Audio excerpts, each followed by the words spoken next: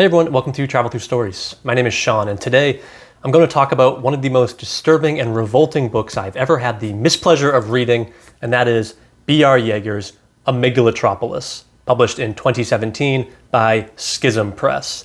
Now, I don't want to talk about this book. I don't even want to think about this book any more than I already have. But I think it's worth doing both, because this book is about the internet, especially the underbelly of the internet, the so-called dark web.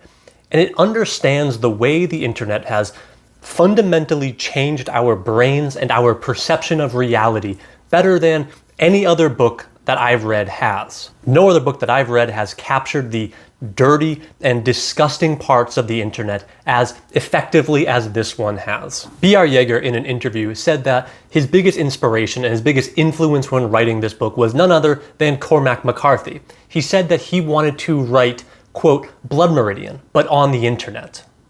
And that's a pretty good description of what he does in this book. The mindless violence of Blood Meridian, the Machiavellian ideologies, and the prose style, the constant shifts between the narratively linear and then the hallucinatory and surreal dreamscapes. That's all here, transposed onto the virtual landscapes of the internet. McCarthy's lawless Wild West is here manifested in the lawless hellscape of the dark web that is likewise filled with dangerous and manipulative people, almost exclusively men, to be clear. What Amygdalatropolis does so well is capture the worldview that members of this very distinct neuroreality have, the kind of outlook that so many different parts of the internet has cultivated, the sort of depersonalized, dehumanized, detached, and hyper-ironic nihilism. But here we see the ramifications of that worldview when taken to an absolute extreme. What really happens when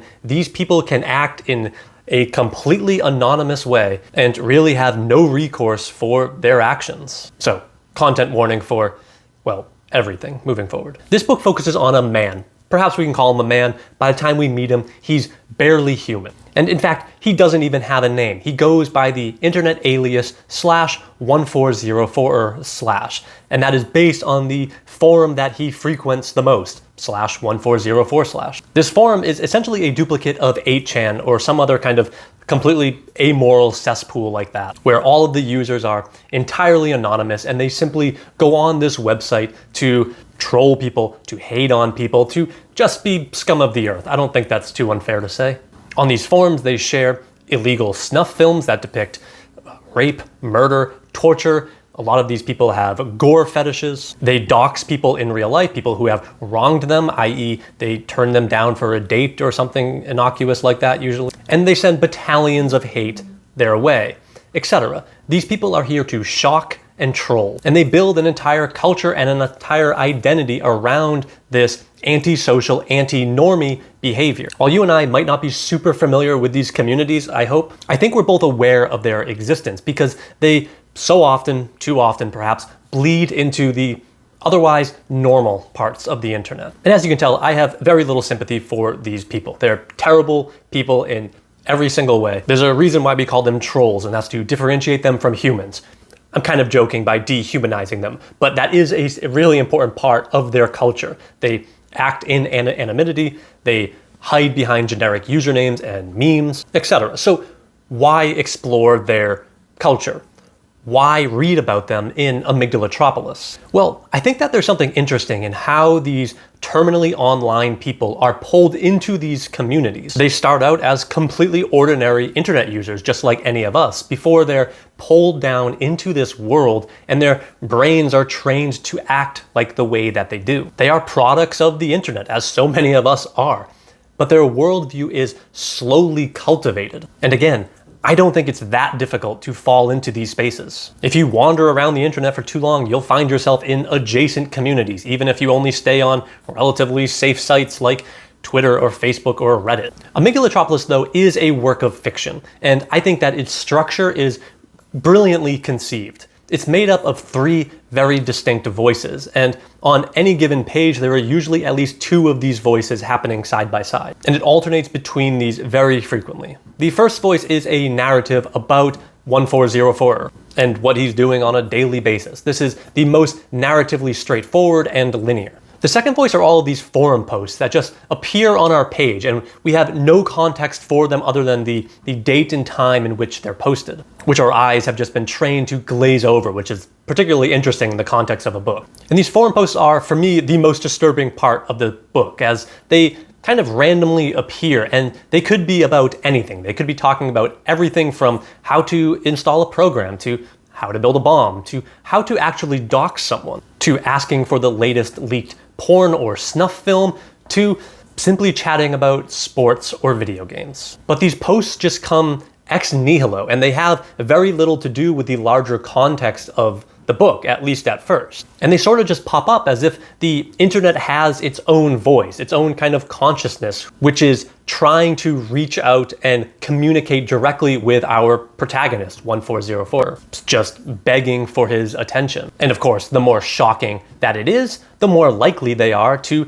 get his attention. And then the third and final voice of this novel, of this book, is this very abstract and hallucinatory voice that it's never quite clear what is happening, but it's this very poetic voice. And these slight interludes written in italics are, well, they read more like dreams amid these other voices, which just read like nightmares. And as you can already see, the physical structure of this book maps onto how the internet works. These three voices are pressed up side by side by side, and there's almost nothing separating them, just like on any website. Anyways, 1404 lives a terrible life in which his physical reality is entirely secondary to his virtual reality. He lives with his parents, and when we first meet him, he hasn't left his room for like 5 or 6 years. He's taken over his parents' master bedroom, and so he has an ensuite bathroom, so he never needs to leave his room. His mother, once or twice a day, will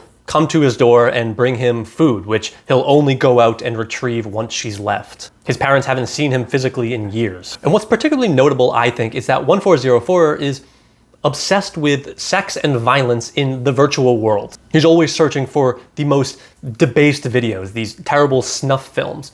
But in the physical world, he has this phobia, this aversion to physical contact. He lusts after his own mother, but the thought of actually touching her disgusts him. And so he wants all of these human connections, but the connections he really wants are synthetic, they're plastic. And the human connections he already has are really kind of perverse. The one he has with his mother is terrible, as she's always behind a door. And the ones he has with other people on the internet aren't really real in any material sense. His perception of human contact is completely broken. His perception of humanity is completely broken. He doesn't have a name, but an alias. The humans he engages with on the screen aren't real. They're just pixels on a screen. And in fact, the people, the human bodies, the physical bodies that he sees the most of are so often victims in violent and sexual films. And as real as these films are, they're not even real. They're again just pixels. The picture isn't a person, not to his brain at least. The internet obscures the real, the tangible, the material, and it replaces it with pale imitations, which allows these people to do what they do with no sense of guilt or remorse. They've trained their brains to not see these people as real, or at the very least, they trained themselves to not have any sort of real value distinction between reality and non-reality. And so there's this very real paradox with 1404, as he clearly wants some sort of human connection in an abstract way, but the very thought of actually doing it turns him off. He becomes very anxious and he panics. So everything in this novel happens within the confines of this small bedroom. But of course, most of this novel takes place in this endless void, the ever-expanding, infinite neuroreality of the internet. And it's really that endless world that he explores so much from the tiny confines of his bedroom. I want to talk a bit about the forum posts that we get throughout, because I think they raise the main questions of this book, because it's sort of unclear if 1404 is actively seeking them out or if they're just kind of like appearing to him. I know how forums work, but bear with me. It's unclear how consciously active 1404 is when it comes to exploring this horrid website, as far as we know, he never posts. We never see him post anyways, he's just a lurker. And this, I think, really raises the question of free will. And this question of free will, when it comes to the algorithmically controlled internet, I think is really one of the main questions of this book. There are lots of long passages about it, and even the trolls on the forum debate this, whether they even have free will or not. And so how much of a choice does 1404 have in witnessing these messages? How much of a choice does he have in engaging with them? And after a certain amount of time, how much of a choice does he actually have in returning to these websites that elicit very, very strong emotional reactions? Right? These are the questions that we ask of addicts, and 1404 is undoubtedly an addict, as his brain has been physically shaped or misshaped by his experiences on the internet. This book is interested in the amygdala, of course, the part of the brain that processes memories, decisions, and most importantly, emotions. The virtual world in which 1404 lives is filled with the most shocking, the most outrageous videos. The ones that create the most visceral emotional responses. He's numb to everything else, even listening to his mother bang on his bedroom door, begging to be let in. He's completely numb to it. After a certain amount of time, anything less than the newest and most shocking video doesn't even elicit a response. It doesn't even register emotionally, as all of these people are always after something more shocking, more disgusting. He's chasing a high. It's an addiction, and importantly, I think it's not that different than the serotonin high that we all chase on the internet every single day. So while I have no experience within these kinds of communities, and I think you probably as well, have been engaged with communities that are sort of adjacent to them on Twitter, Facebook, Reddit. And I think what's really so disturbing about this book, and especially the forum posts in this book, is that while they're super different than the ones us normies might encounter on a daily basis, they're not that much different. They're pretty close to what you'll find just scrolling through Twitter on an ordinary Tuesday. They're not this bad, but they could be that bad. They could dissolve into this. I've seen Twitter threads that spew just as much vitriol and hate as some of the forum posts in Amygdalatropolis. And I never sought these things out. That's just kind of where the tunnels of the internet have led me. And it's this closeness to the world of Amygdalatropolis, while at the same time this massive distance, because again, I would never seek these out on my own. That's what's so horrifying. The fact that I could seek out these kinds of forums and find it immediately. And people do. And the people who do aren't necessarily evil. The passive viewers, at least. Obviously, the people doxing people are evil at worst and amoral at best. But the passive viewers are just kind of drawn to it. They're pulled in. Their brains have been broken and they'll do anything for some sort of stimulus. They've lost connection to reality in favor of some new neuroreality. And this fact, the fact that any of us, especially younger people, can be dragged down into this world, as so many of us already exist in a kind of neuroreality or an augmented digital reality, more so than in a physical reality. That is what's so disturbing about Amygdalatropolis. This book just captures so much of the internet. It captures the excitement and the paranoia of what it's like to scroll through the internet. Where if you're scrolling through Twitter or Facebook or Reddit, on every single scroll, you're not sure what's going to appear on your screen. Is it going to be an adorable puppy video, a corporate advertisement, or is it going to be a beheading video? Who knows? That tantalizing randomness, the slot machine of the internet, that's why we keep scrolling. And it's the closeness between all of these that make us numb to these terrible aspects of the internet. They just make our eyes glaze over and we ignore it. And reading Amygdalatropolis captures that sensation of being on the internet, as again, you're reading just a narrative about this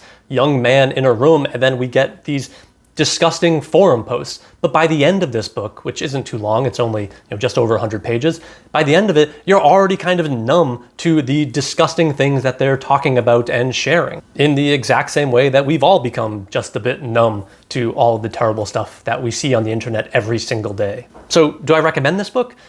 Yes, it's good, but it's really bad, genuinely terrible. If you found the violence in Blood Meridian disturbing, first off, good on you, you're human. But the violence and depravity of Amygdalatropolis is on another level of disturbing because it's all so present.